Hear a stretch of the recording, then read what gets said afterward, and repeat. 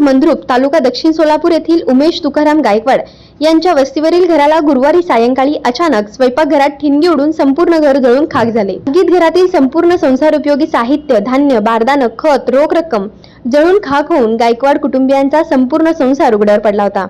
ही माहिती एमके फाउंडेशनचे संस्थापक अध्यक्ष महादेव कोगनुरे यांना मिळताच औंध मंद्रुप येथील वस्तीवर जाऊन उमेश गायकवाड कुटुंबियांची भेट घेऊन अस्थेने विचारपूस करीत संपूर्ण कुटुंबियांना धीर दिला। उमेश गायकवाड यांच्या वस्तीवरील भले मोठे घर बराच वेळ जळत असलेला व्हिडिओ सोशल मीडियावर पाहून परिसरातील नागरिक ही हळहळ व्यक्त करताना दिसून येत होते। संपूर्ण आयुष्याची पुंजी खर्चून गायकवाड परिवार गेली अनेक वर्ष वस्तीवर घर करून राहत होते, परंतु बघता बघता उमेश गायकवाड यांचे संपूर्ण घर आग लागून होत्याचे नव्हते झाले होते।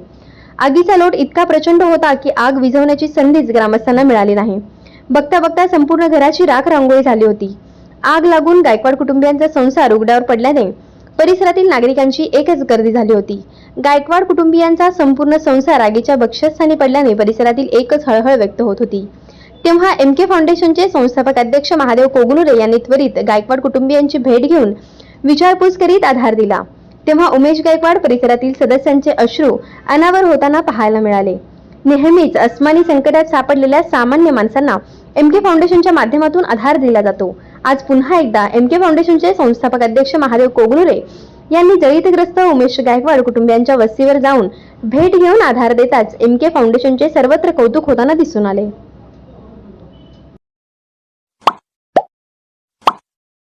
Like, subscribe, click on the bell.